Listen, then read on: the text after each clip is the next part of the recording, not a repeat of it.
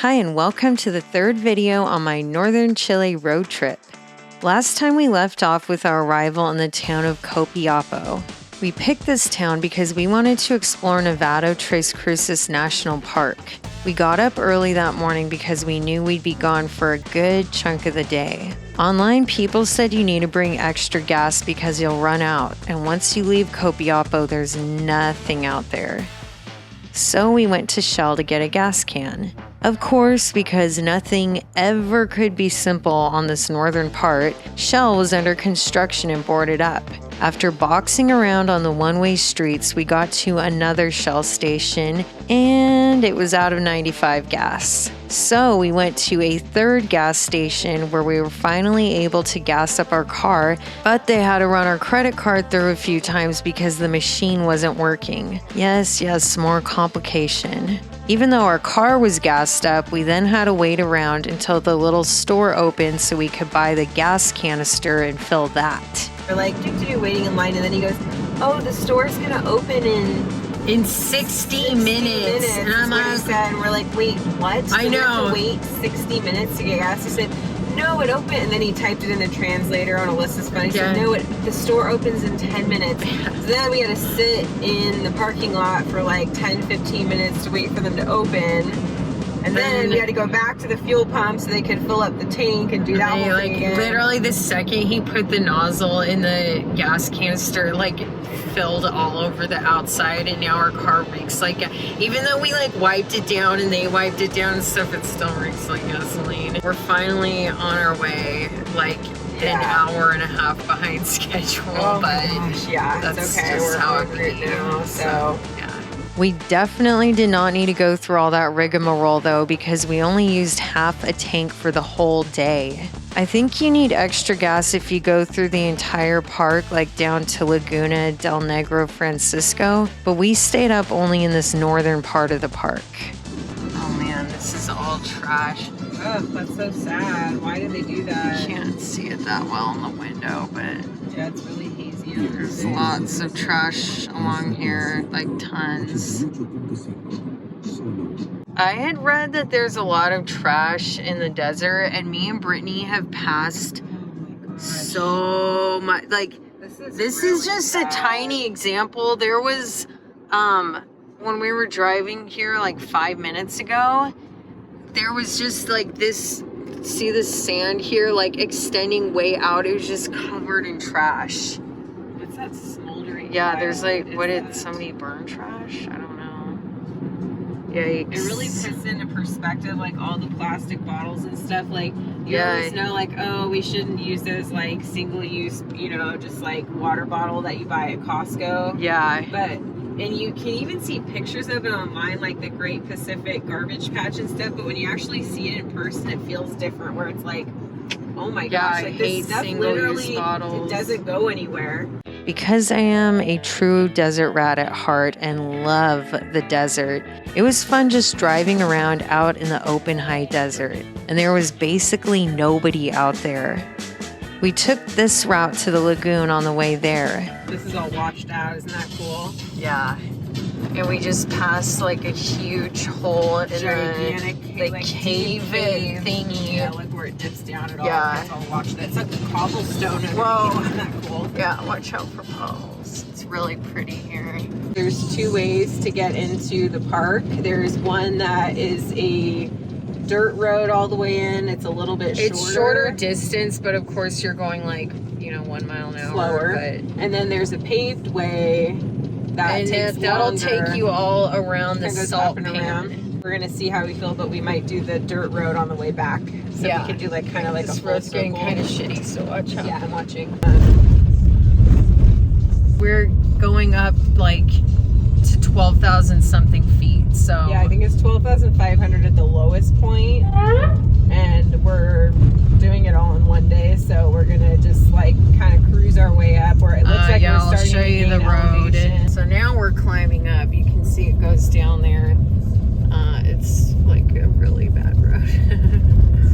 It's really pretty though. The roads were pretty narrow in some parts, yet we saw a couple huge buses on them. I have no clue how they did that.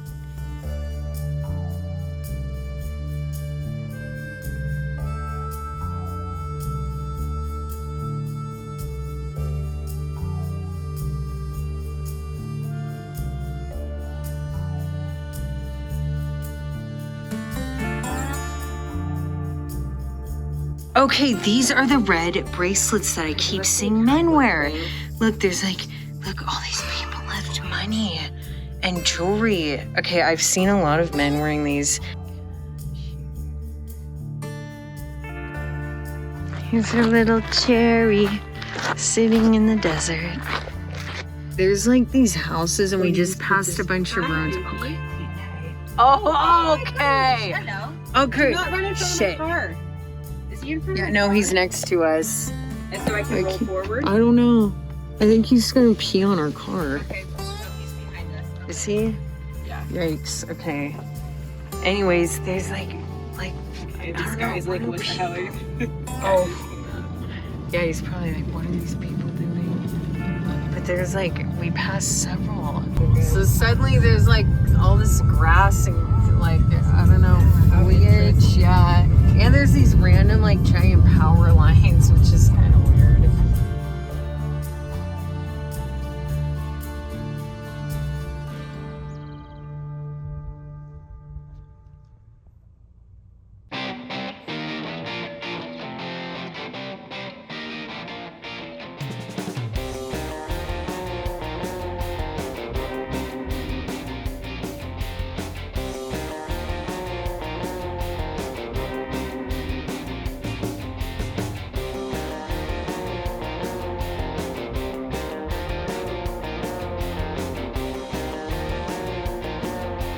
So we're kind of snaking our way up. That's where we just came down. Yeah, we just came down from there.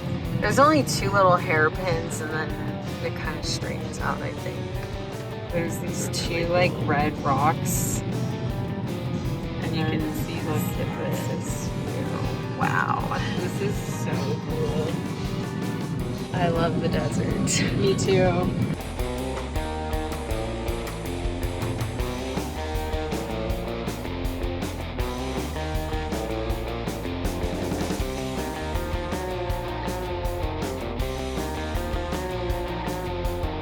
Me and Brittany both noticed that we have like purple around our lips. Wow, the water, I don't know if you can see, it's so turquoise. So we went through this checkpoint. Hold on, look how nice the road is. It's fabulous. A few moments later. Slow down. Wow. It's hard to see that this road is really shitty. Okay, I feel like I'm getting stuck. Okay, drive! Accelerate, Brittany! I am, I'm flooring it.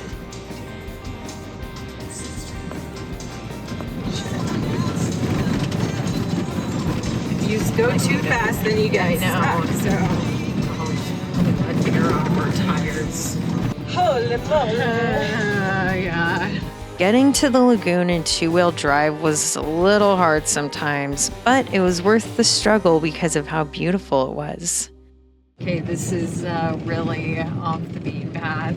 Yeah, Kept we were being like, just oh, it's talking- fine. Oh, the roads are nice. And we're like, oh. Yeah, so we were talking about it, like this is, you have to be really committed to wanting to come see this, which is 100% worthwhile, but like there's no way, there's no easy access. We're pretty seasoned drivers, like, you know, Alyssa's done the Balkans road trip, which was crazy. We've done 2 big African road trips. 4-wheeled in Africa, and like this is pretty up there as far as like road conditions. Like you have to be a pretty confident driver to do this yourself. The difference is in Africa, we had like a car that was meant for that. Honestly, like you could probably do it in a sedan. You would just have to go like in a very uncomfortable snail.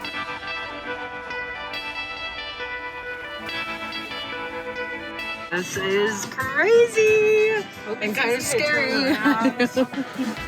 Wow, that's so pretty. I can eat my sandwich here. Whoa, you're like way over on the left. What the hell are you doing? Yeah. I think so.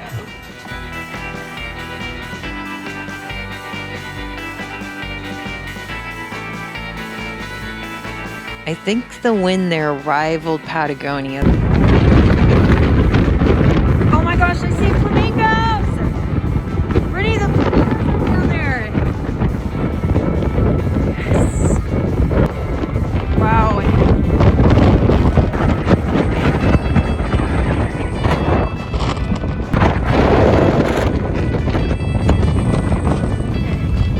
Okay, that is bone-chilling wind. Insane. Like, People online were like, it's like tourist alpine winds. I'm like, yeah, right. Like, it's not been that bad. Is it as bad as Patagonia? Yes. Wow. It's like you can only be outside for like 2 minutes. First of all, you can't breathe because the wind's like, yeah, you can't breathe it.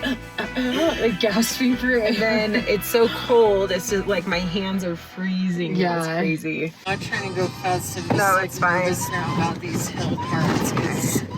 Alyssa got a little spinny up this hill. It was pretty. It's good. Oh. Okay, Alyssa, we do not have a four-wheel drive, so. We don't have a four-wheel drive. That's why I'm having to give it power. Okay. I know. You're freaking out. Sorry, that's how it is. Okay, it's flat here, so you don't have to go psycho. I know, but I'm telling you, we were not going to make it up that hill if I didn't give it gas. I definitely say this would be preferable in a four-wheel drive, but it can be done in a two-wheel drive. Like, we're doing it, but it's definitely got its challenges. That is the lookout point we were just at. We drove up that big spine.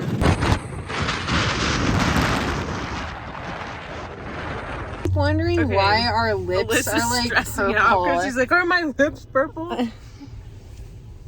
I mean, they like, actually are. Lack of oxygen here. I'm not sure if it's because of the altitude or what. Are you taking deep enough breaths? Well, I can't breathe in that wind, so that's for starters. We had read it cost 10,000 Chilean pesos to enter. And earlier in our drive, we had stopped at what seemed like a ranger station to use the bathroom and pay the fee, but they told us we didn't have to stop and we could keep going. When we hit this administration office, we thought this was where we paid. It had a very odd vibe though, kind of like a place you would find in a horror conspiracy town. There was one girl there and she said we didn't have to pay a fee. And later, after doing some research, I found out that this is actually a place for lodging. So if you want to spend the night in the park, this is where you can stay.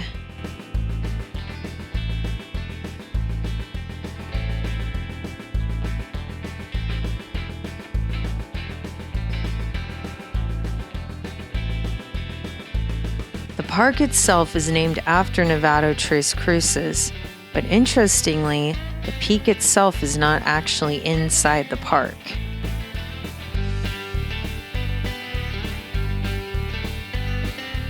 That's the viewpoint we drove to. It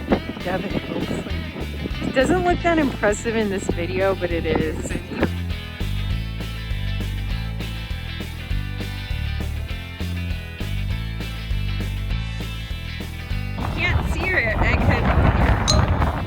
Unfortunately, the wind and cold and 12,500 foot elevation stopped us from enjoying the lagoon more than we could have. But the day wasn't just about the lagoon.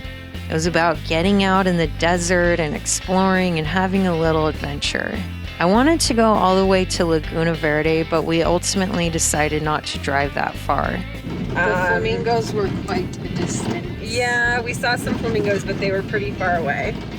And so there's two ways to get into the park. We took the smooth road in, and now we're taking the dirt road back to Copiapo. So yeah, but the Laguna Santa Rosa is really beautiful. Some people online were saying it was like the most beautiful place they've ever been to in the world. I'm like, okay. I wouldn't say that, but it was definitely beautiful. But yeah, it was definitely I wouldn't put it in my top though. So, but you know what? Today also, like, it's just fun to drive off the road and see a new part. And the drive is like most of it. Like the Laguna, the lagoon was like cool. Like when we got here, but the drive has actually been the fun part. Yeah. We've been listening to music and talking and like just seeing cool. We saw some guanaco. Brittany's first guanaco. Yeah. So it's been fun. There is the lagoon down there. Now we're climbing our way back up. And hopefully dropping back down soon, because that was 12,000 feet down there. This is our descension from up at the top of the pass here, coming up and over Yabadoo.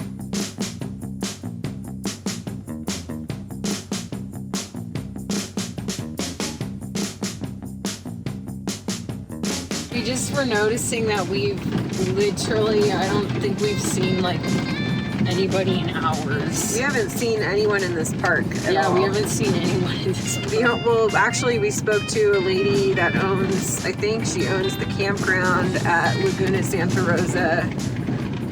She's the only person that we've seen, but no cars. In there. Yeah, no cars in the park at all. It's just been the road like this, like and nobody. us. You really have the place to yourself. Yeah, it's nice. Once again, the scenery has changed. Wow, now we're in red dirt. Wow, That's weird. That's really weird. And there's like all this salt and like plants and such. Yeah.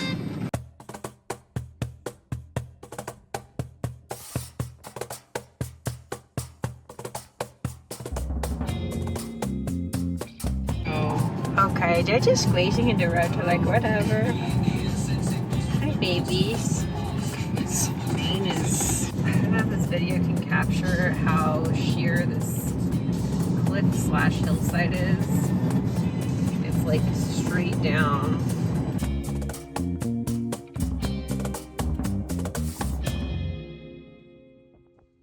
The next day, we packed up for the long drive to Antofagasta.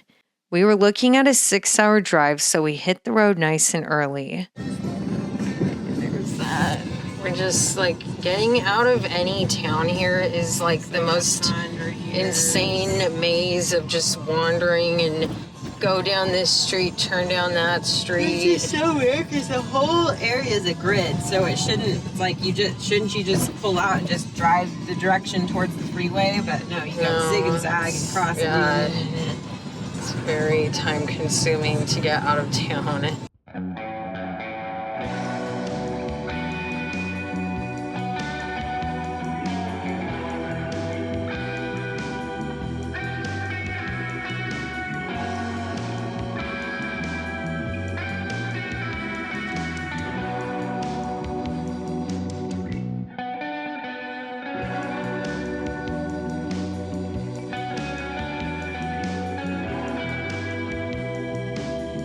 Their beaches are very rocky here. Yeah, like, very from rocky, what we've seen but so it's, like, far. It's really pretty. Look at this graveyard. It's like in the dirt.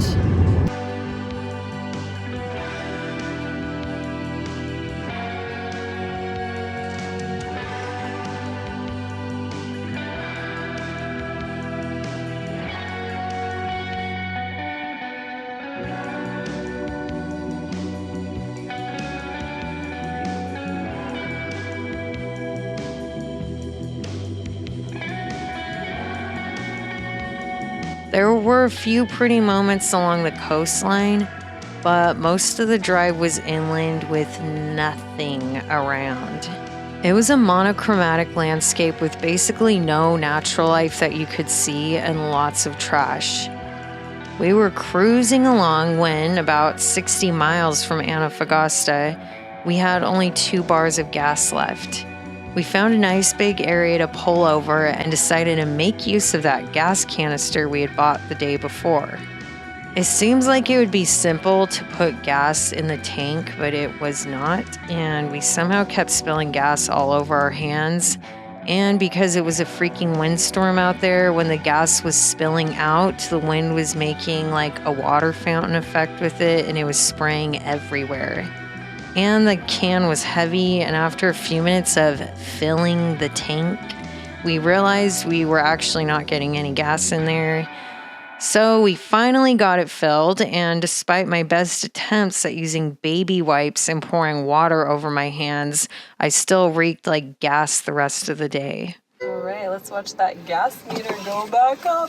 Okay, it only filled. Oh, Well, I guess. because 25. Yeah. Okay. 25 Well, it was is down not to that just much. 2 bars, so. Dramarama 2. God, we have a flat tire. Damn it.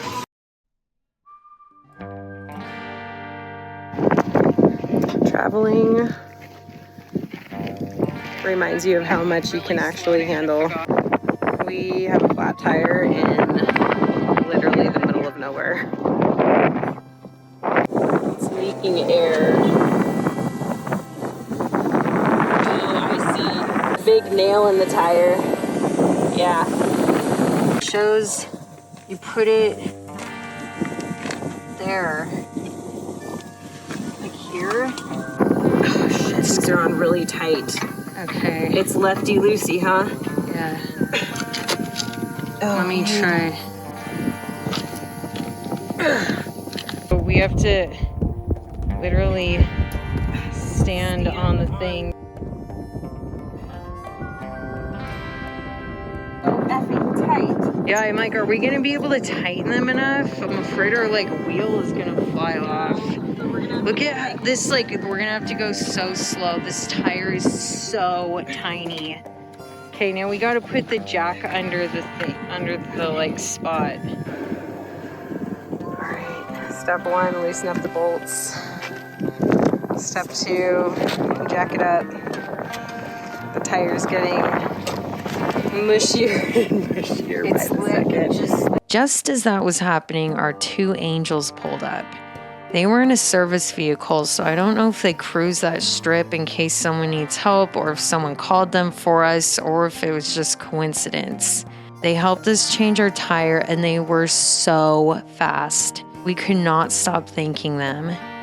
The max speed we could go on that little donut was 50 miles per hour, so the last 60 miles of the drive felt endless. First of all, it's like a windstorm outside. Second of all, they literally saved our butts. Okay, our jack was like I don't even know what happened. It made So a big the jack has like a groove on the top, and I didn't know. I put it under there, and apparently you're supposed to line it up. So I put the jack in wrong, and it made this loud noise, and then they fixed it for us. That was really nice. They were so fast. They were so much faster than us. The thing is, we could change a tire, we could do this, but it would be so nice if someone could help us because we don't change tires all the time. Like I changed the tire once. Yeah, like it just over takes 10 a years while. ago. So that was great. Our donut is literally this big. It's so small. We headed straight to 6th at the airport in Antofagasta where they swapped out our car for us. It was a nice car, but we missed our little cherry. We didn't get into our apartment until almost 7 that night. And as far as coastal towns go, we personally liked Antofagasta better than La Serena. We were exhausted and didn't head out to San Pedro de Atacama until after 11 the next day. We did several fun activities in the desert, so if you want to see what kind of things you can do in the Atacama Desert, then hit subscribe and notify so you know when those videos come out. See you next time.